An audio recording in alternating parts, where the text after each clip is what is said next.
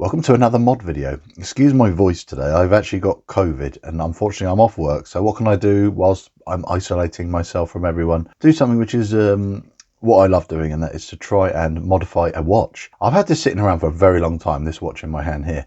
This I bought from the Bleeger official store. I bought it because it was good value, and my idea was to see if you can build your watch that you want to build from just loads of bits from stores like that. There's loads of stores on AliExpress which sell the cases, movements, etc. It worked out cheaper to buy a complete watch and then buy the modding bits that you would do normally separately to build it. The reason why I said that is I did a calculation. This watch complete was about £70 from Bleeger, and that's obviously including an NH36 movement and the case itself, everything you see here. And I'm thinking, well, by the time I bought the case and I bought the movement, it was actually about the same, if not a bit more. And I was thinking, I've got to buy other bits as well. So I thought, well, it's actually easier just to buy the watch complete and then change out the bits I want to change anyway, with bits we've got knocking around here, which I've bought. Now, the idea was to just upgrade this watch slightly. I didn't want to go as bananas as you can do with mods. I just thought, I like the way this watch looks. I don't want to change it too much. And I've contemplated lots of little bits and bobs I could do to this, but the things I'm going to change, such as the hands, the bezel insert, the dial and the strap, I think are going to be subtle enough to give this watch a little bit of a boost. Sometimes that's what you can do with a mod. You don't have to go completely all out and change your watch completely. A few subtle things here and there can make a big difference. First thing I'm going to do is take this standard rubber strap off. It's okay, it's not integrated into the design of the lugs. It has a clasp as well, which is very generic style, and there's no quick micro adjuster or anything on that. I had to cut this to fit me, so you cut the rubber as you can see here, and it's got some little lines here where you can cut through, and then you click it in place. It's a bit fiddly, you do get good fitment, but this isn't the best rubber in the world. It's okay, it looks smart, it works with the watch I suppose, but I've got a slightly more comfortable and better looking, in my opinion, strap to go on here, which I'll show you in a bit. So the first thing I'm going to do is get that off, and the way you take it off is you can get a spring bar removal tool, and it's good to get one with this flatter spade head on it, like that, because what you do is you can get this in here with less damage to free off the spring bar, or clumsily like that. And then same on the other side, is while it's sealed up, I'm going to show you how you can, one of different methods to get this bezel insert out. Another reason why I'm going to get this bezel insert out is look here how poorly fitted it is. Excuse the smudges, I'll polish them out, but you see there it's sticking out about 1 to 2 mil, and this side it is flush with the case there, so it's not well fitted anyway, so it needs to come out anyway. And I've got a new matte black insert with a different design to take it away from this look. I don't like these raised bits, they feel a bit sharp on this style of bezel insert. So first job will be to take that out. And all I've got here is, this is the case which has got the new dial in it. I can take that out as I don't need it anymore, because I will be putting the dial on the watch. I've got this nice little container. What I'm going to do is, in this container, to save you buying isopropyl alcohol, a cheaper alternative is to just get some nail polish remover, and you effectively, that has got alcohol in it which softens the glue or the tape that they use to stick these inserts in. So all you do is you put this face down and then pour some of the liquid in, enough to submerge this, and then leave it for about 20 minutes to half an hour maximum, and then I'll show you how easy it is to remove. Pour some of this stuff in here, okay, and spill it everywhere at the same time. Bloody mess. That's enough just to be covering that. So I'm gonna, through the magic of editing, just show you this in about half an hour's time. So see you in a sec. A few moments later. So I actually only left this one for 15 minutes. I got impatient, I thought I'd check it. This is when you know it's ready, is if you try and turn the bezel insert by itself. As you can see, it's slippy sliding in there. So all you do is you sort of twist it until it pops out. And as you can see, with this snotty residue, that is the tape that held the bezel insert in place. So it's melted already. The less time you leave it soaking in something like that, the better. It's just enough to soften it. And I'm going to just clean out the rest of the glue in there. And the way I do that is I use a Q-tip or cotton bud, and I dip it just off screen. I've got the nail polish remover, and then I just push it in here and just clean it out really. And that's it. Just keep rubbing it until all the residue is gone. A few moments later. So I'll give you a taster of what's going in there. I went for this Tudor style or more vintage Submariner style insert.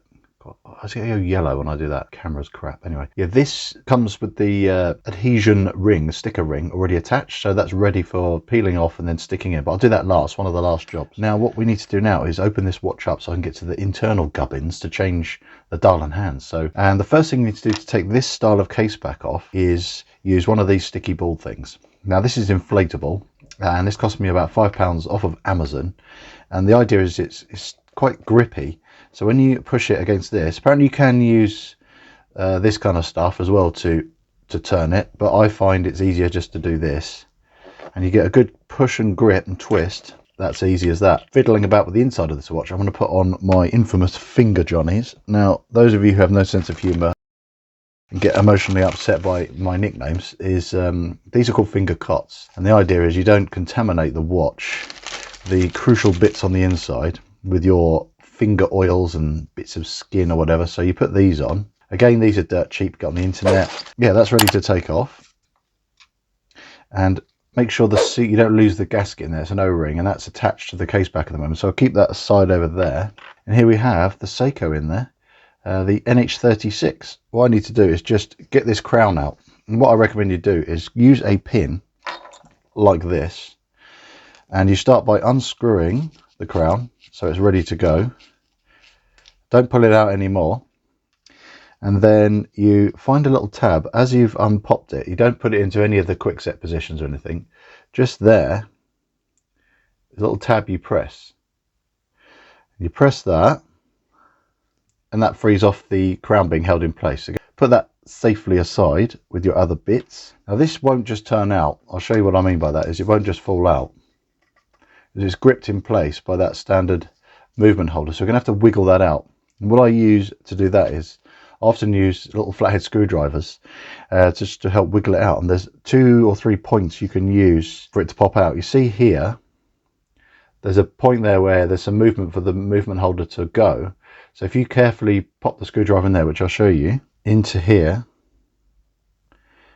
gently see it very easily loosens off. And that's ready to work on. I'm going to put this aside because I don't need to do anything more to that case for a while. So next step is to realign these hands and keep them in the locked position at 12 o'clock, because that's so I know when I put the new hands on, they're all going back in the right position. Because I'm picking this up, I'm going to put some finger cots on the other hand. So pop this back in here. So as you put it back in, you give it a wiggle, and you shouldn't have to force it. So I pull that out to the time set position. As it's got a hacking movement, it stops. So I'm going to let it go around to 12 o'clock. And put all the hands to line up at 12. And to make life easier, I bought myself one of these £15 movement holders specifically for NH35, so it holds in there perfectly. And now I just need to get the hands off. And all you do is I bought again one of these. There's other methods of doing it, but I like to have something that's just nice and easy and designed for the job. So you carefully slide this underneath, and that's to protect the dial and hands, etc. In case I want to reuse this dial for anything else. And I use these hand levers to gently place underneath the bottom hand, and they all come off together when you do some leverage. So let's do that.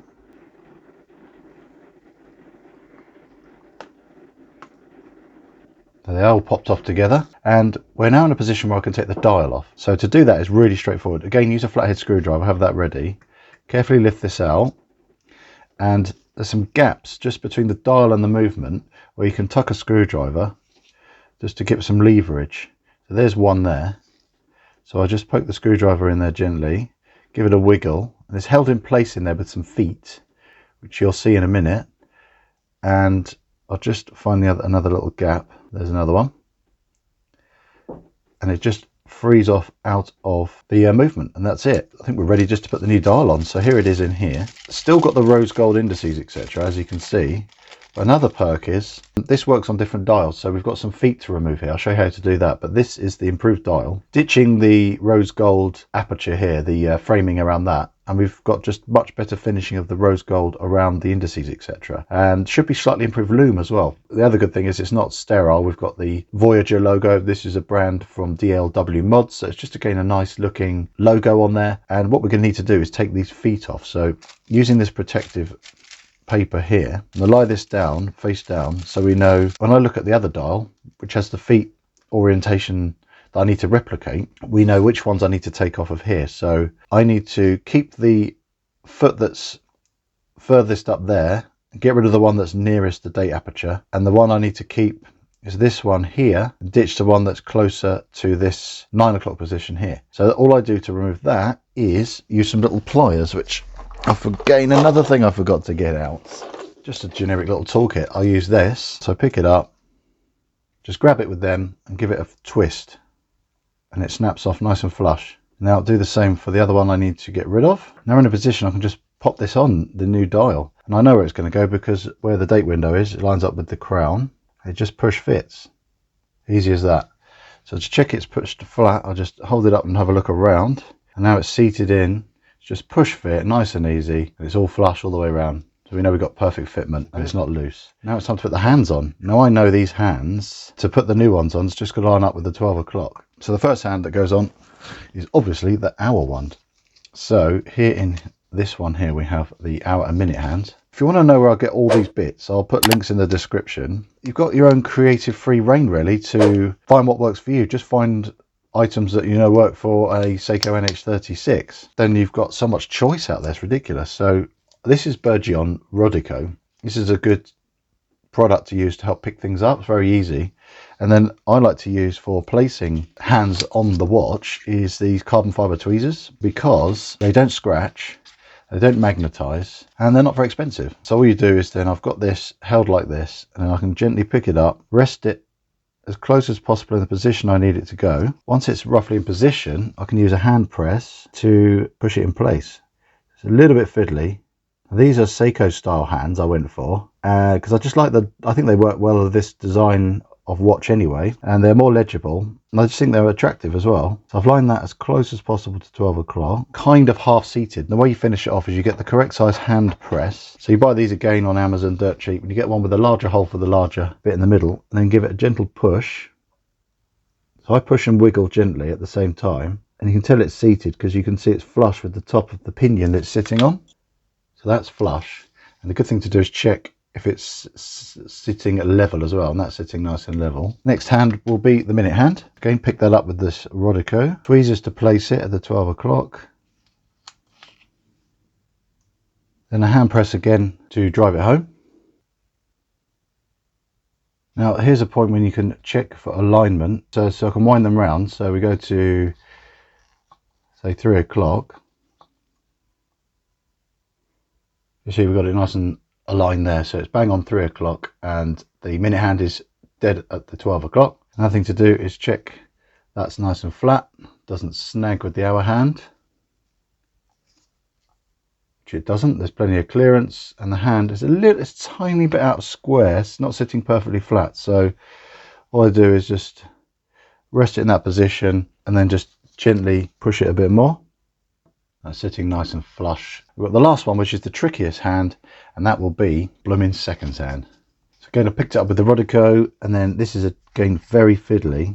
I'll try and just align it up using the Rodico, have a hand press ready, and press it in.